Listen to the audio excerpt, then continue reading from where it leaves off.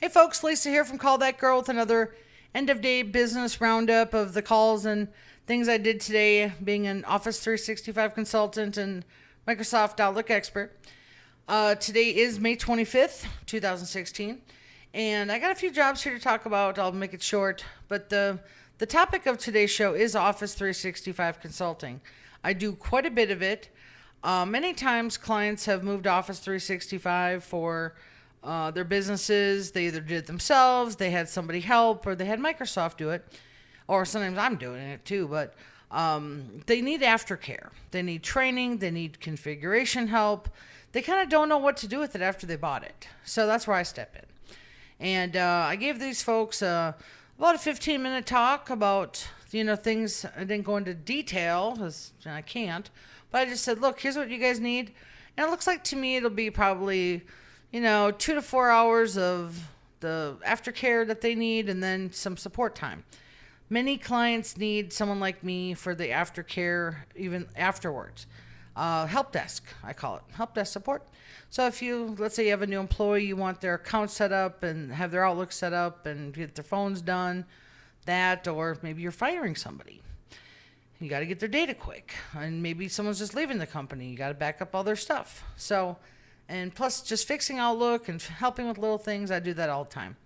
So if you're looking for an Office 365 consultant for break fix, no contracts, I'm your gal.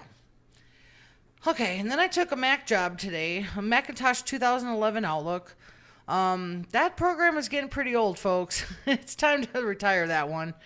2011's never been my favorite to troubleshoot in general, but the upgrade to 2016 is pretty nice. So I told the client he had about 5 problems. I said, let's just upgrade you and see what happens. And just to let you know, when you do an upgrade, it can take some time to set up the new profile because you have to import everything from your old profile. Okay, so that's a tip. It took him about an hour and a half. Once it was done, everything started working, and he said, yep, a lot of the problems are gone. So I was like, cool. But he had a couple problems left that we couldn't fix during our time frame, so we have a follow-up tomorrow. But that's just a tip. 2011 is about time to be retired, decommissioned. And then I took another job with Outlook crashing. Now, this was 2013 Outlook. 2013 is the most stable Outlook out there right now, in my opinion. 2016 is not very stable. But he said he was having problems with it crashing. What can happen in 2013 is you can have a lot of add-ons and maybe you need your Outlook optimized. A lot of people don't know that I do an optimization with every client I help. Every single one gets an optimization. I'm usually doing it when they're talking and don't even know I'm doing it. I'm sneaky. But I know they need it because to me it's kind of like when you have someone come over and clean your house or something and they do their things. You like those little touches. I just do it behind people's backs. So basically I said to him, look, everything's running great. Your email is perfect size. You got no problems, but let's do this optimizing and call me back tomorrow. If it crashes, let me know. I do that stuff all the time.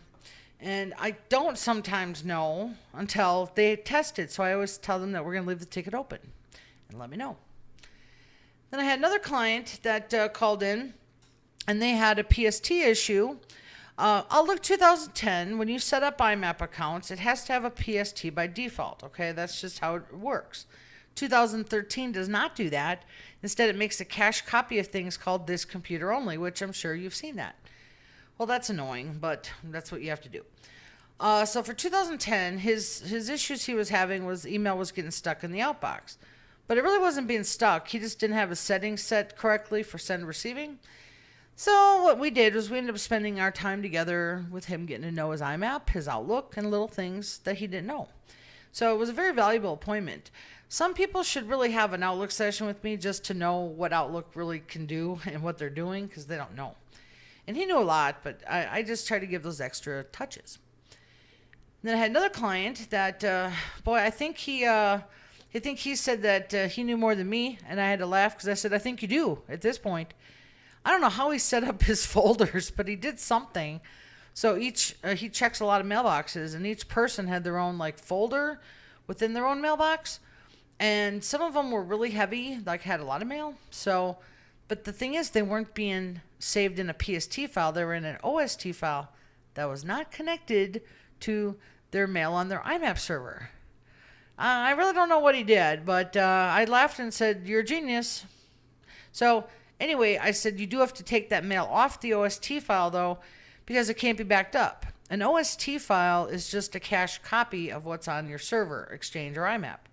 And I said, look, if that thing broke, you're looking at a repair, and repairs are expensive. So I said, how about if we move that mail off that OST file, move it to a PST file, and most external hard drives and online backup programs know to back up a PST file, which can be imported into Outlook then.